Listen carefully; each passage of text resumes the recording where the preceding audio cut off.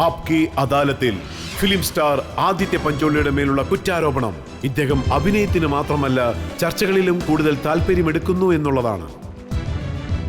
1986 താങ്കൾ താങ്കളുടെ film career start ചെയ്തു. സ്റ്റാർഡസ്റ്റ് മാഗസീനിൽ താങ്കളെക്കുറിച്ചൊരു വലിയ സ്റ്റോറി തന്നെ വന്നിരുന്നു. അതായത് ഫിലിം സ്റ്റാർ രേഖയോടൊപ്പം താങ്കളെ ഒരു കോംപ്രമൈസിംഗ് പൊസിഷനിൽ കണ്ടു എന്ന്. ഓർമ്മയുണ്ടോ? ഈ കാര്യത്തിന്റെ പിന്നിലുള്ള കഥ നിങ്ങൾ കേട്ടേ തീരൂ. വിത്ത് ഡ്യൂ റെസ്പെക്ട്, ഞാൻ ആരെ പറ്റിയാണോ പറയാൻ പോകുന്നത്, എന്റെ ശരിക്കുള്ള പേര് നിർമ്മൽ എന്നാണ്. അദ്ദേഹമാണ് എനിക്ക് ആദിത്യ എന്ന പേരിട്ടത്. ഞാനിപ്പോൾ പറയാൻ പോകുന്നത് സ്റ്റാർഡസ്റ്റിന്റെ ഓണറെ പറ്റിയാണ്, നാരി ഹീറ സാറിനെ പറ്റിയാണ് പറയാൻ പോകുന്നത്. അദ്ദേഹത്തിന്റെ ഉപ്പും ചോറും ഞാൻ കഴിച്ചിട്ടുണ്ട്. അദ്ദേഹമാണ് എനിക്ക് ജോലി തന്നത്. ഓക്കെ, ഈ ന്യൂസ് വരുമ്പോൾ നിങ്ങൾ പറഞ്ഞൊക്കെ സത്യമാണ് രേഖാജി. ഓക്കെ, അവരെവിടെ ഇരിക്കുന്നു, ഞാൻ എവിടെ ഇരിക്കുന്നു. ഞാൻ അവരെ ഒരുപാട് ബഹുമാനിക്കുന്നു, കൈകൂപ്പി നമസ്കരിക്കുന്നു. യുനോ, ഞാൻ നാരി ഹീര സാറിനെ വിളിച്ചു ചോദിച്ചു, നിങ്ങൾ എന്താ ചെയ്തിരിക്കുന്നത് സാർ, നിങ്ങൾ എന്താ എഴുതിക്കൊണ്ടിരിക്കുന്നത് സാർ, ഞാനൊരു കുറ്റവാളിയാണെന്നാണോ? എനിക്ക് പേരിട്ടത് പോലും നിങ്ങളല്ലേ, ഈ ആദിത്യ എന്ന പേര്. നിങ്ങളിങ്ങനെ ചെയ്താൽ എങ്ങനെയാ? അപ്പൊ അദ്ദേഹം പറഞ്ഞു, ആദിത്യ നിനക്കൊന്നും അറിയില്ല, നീ മിണ്ടാതിരിക്കി, ഷട്ടപ്പ് എന്ന് പറഞ്ഞു. ഞാൻ എന്തുകൊണ്ടാന്ന് ചോദിച്ചു. അദ്ദേഹം പറഞ്ഞു, നിനക്ക് ഇങ്ങനെ ഒരു ഇമേജാണ് തരേണ്ടതെന്ന്, ഇതാണ് നിന്റെ ഇമേജ് ബിൽഡിംഗ് എന്ന് പറഞ്ഞു. അദ്ദേഹമാണ് ഇങ്ങനെ ഒരു ഇമേജ് ക്രിയേറ്റ് ചെയ്തത്. വിത്ത് ഡ്യൂ റെസ്പെക്ട്, ഞാൻ എന്റെ ജീവിതകാലം മുഴുവൻ അദ്ദേഹത്തോട് കടപ്പെട്ടിരിക്കും. പക്ഷേ ശരിക്കും സംഭവിച്ചത്, രേഖാജി അവർക്ക് ജീവിതത്തിൽ ഇതുവരെ ഹാൻഡ് ഷേക്ക് പോലും കൊടുത്തിട്ടില്ല. എന്നിട്ട് കോംപ്രമൈസ് പൊസിഷനെ പറ്റിയൊക്കെ പറയുന്നു. അവരെന്റെ വൈഫിന്റെ ബെസ്റ്റ് ഫ്രണ്ട് ആയിരുന്നു. ഈ ന്യൂസ് പുറത്തു വന്നപ്പോൾ ഞങ്ങളുടെ കല്യാണം കഴിഞ്ഞ് 2 മാസമായതേ ഉള്ളൂ. എന്റെ വൈഫും രേഖാജിയും ബെസ്റ്റ് ഫ്രണ്ട്സ് ആയിരുന്നു. എന്നിട്ട് അദ്ദേഹം ഇങ്ങനെ എഴുതിയത്. ഇത് പ്രിന്റ് ആയ സമയത്ത് വീട്ടിൽ എന്തൊക്കെ സംഭവിച്ചു? വീട്ടിൽ എന്ത് സംഭവിച്ചു എന്നോ? ഞാൻ എന്റെ വൈഫിനെയും നറീര സാറിനെയും സംസാരിപ്പിച്ചു. നിങ്ങൾ രണ്ടുപേരും സംസാരിച്ചൊരു തീരുമാനത്തിൽ എത്തെന്ന് പറഞ്ഞു. രേഖാ മേഡവും പറഞ്ഞു ഞങ്ങൾ രണ്ടുപേരും വളരെ അടുത്ത സുഹൃത്തുക്കളാണെന്ന്. ശരി, താങ്കൾ പറയുന്നത് ഞാൻ അംഗീകരിക്കുകയാണ്. നർഹീര സാർ ഒന്നുമില്ലെന്ന് പറഞ്ഞു.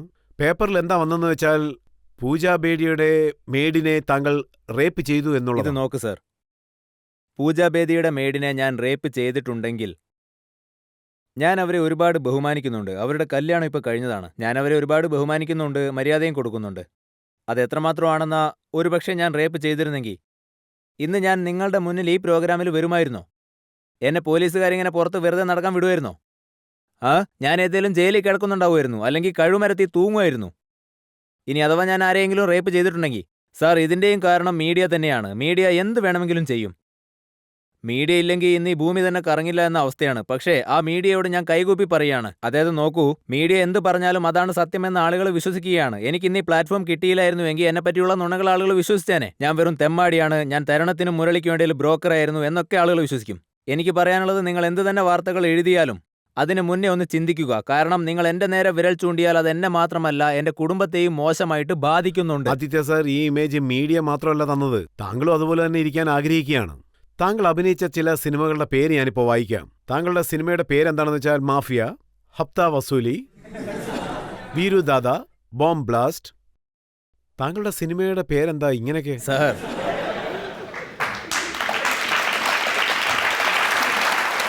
സാർ അതെന്താണെന്നാൽ എനിക്ക് അങ്ങനെയുള്ള ക്യാരക്ടറുകളാണ് കിട്ടുന്നത്. എന്നേക്കാളും സീനിയർ ആയിട്ടുള്ളവർ ഒരുപാടുണ്ട്. അവരൊക്കെ എന്നേക്കാളും ദേഷ്യക്കാരായ ക്യാരക്ടറുകളൊക്കെ ചെയ്യുന്നുണ്ട്. എന്ന് വെച്ച് അവർ റിയൽ ലൈഫിൽ അങ്ങനെയാണെന്നാണോ? അതുകൊണ്ടാണോ അവർ ആ ക്യാരക്ടറുകൾ ചെയ്യുന്നത്? എൻ്റെ ഫേസ് അങ്ങനെയാണ്, എൻ്റെ പേഴ്സണാലിറ്റി അങ്ങനെയാണ്. ഞാനൊരു ഗാങ്സ്റ്റർ റോളിന് പെർഫെക്റ്റ് ആയിട്ട് സ്യൂട്ടാണ്. ഞാനൊരു ഗൺ എടുത്ത് പിടിച്ചു നിന്നാൽ അത് വളരെ പെർഫെക്റ്റ് ആയിരിക്കും. എന്താ അല്ലേ? വേറെ ചില ആക്ടേഴ്സ് ഇങ്ങനെ ശ്രമിച്ചാൽ അത് കോമഡി ചെയ്യുന്നത് പോലെ ഉണ്ടാവും. അതിനിപ്പോൾ എനിക്കെന്ത് ചെയ്യാൻ പറ്റും? ശരിയല്ലേ? അതുകൊണ്ടാണ് എനിക്ക് ഇങ്ങനെയുള്ള റോൾസ് കിട്ടുന്നത്. അത് മാത്രമല്ല, അതാണ് എൻ്റെ അന്നവും. ഞാൻ വേറെ ഒരുപാട് പടങ്ങൾ ചെയ്തിട്ടുണ്ട്. യാദ് രഖി കി ദുനിയ, അത്രയും നല്ലൊരു പടം പബ്ലിക് കണ്ടിട്ടില്ല. ആ പടത്തിൽ എൻ്റെ കയ്യിൽ റോസാപ്പൂവായിരുന്നു ഉണ്ടായിരുന്നത്. 1992 ഇൻട്രോയെ കുറിച്ച് പറയാം. എൻ്റെ കൂടെ പെൺകുട്ടികളുള്ളത് എനിക്ക് ഇഷ്ടമാണ്. എൻ്റെ ചുറ്റിനും എപ്പോഴും പെൺകുട്ടികൾ ഉണ്ടായിരിക്കണമെന്ന്. അതെ സാർ, അത് ആർക്കാ സാർ ഇഷ്ടമല്ലാത്തത്? സാർ, എനിക്ക് ചോദിക്കാനുള്ളത് എന്താണെന്ന് വെച്ചാൽ, മീഡിയയെ അല്ലാതെ മാച്ച് ഫിക്സിംഗിന്റെ കാര്യത്തിൽ താങ്കൾ വേറെ ആരെയാണ് ബ്ലെയിം ചെയ്യുന്നത്? ഞാൻ പ്രധാന കുറ്റവാളിയായിട്ട് കാണുന്നത് എന്നെ തന്നെയാണ്. ഞാൻ ബാറിൽ പോകാൻ പാടില്ലായിരുന്നു. ഞാൻ എങ്ങനെയുള്ള ആളാണെന്ന് ചോദിച്ചാൽ വളരെ ധൈര്യവാനായ ആളാണ്. ഞാൻ ഓട്ടോയിൽ പോലും കയറാറുണ്ട് ഈ സമയത്തും. വേണമെങ്കിൽ ഞാൻ പബ്ലിക് ട്രാൻസ്പോർട്ടിലും കയറും. എനിക്ക് റോഡിൽ നിന്ന് പാനിപ്പൂരി കഴിക്കണമെന്ന് തോന്നിയാൽ അതും ഞാൻ വാങ്ങി കഴിക്കും. അതായത് എനിക്ക് ബാറിൽ പോയി എൻജോയ് ചെയ്യണമെന്ന് തോന്നിയാൽ ഞാൻ അതും ചെയ്യും. പക്ഷെ അന്ന് ഞാൻ അങ്ങനെ ആവരുതായിരുന്നു, കുറച്ച് ഡിപ്ലോമാറ്റിക് ആവണമായിരുന്നു. ഈ കാര്യോർത്ത് ഞാൻ റിഗ്രറ്റ് ചെയ്യുന്നുണ്ട്. നിങ്ങളുടെ ചോദ്യം വളരെ കറക്റ്റാണ്. ഞാൻ ഇങ്ങനെ ആവാൻ പാടില്ലായിരുന്നു. അതുപോലെ ഞാൻ ആരെയും സജസ്റ്റ് ചെയ്യാറില്ല നിങ്ങൾ എന്നെ ഫോളോ ചെയ്യണമെന്നും പറഞ്ഞ്.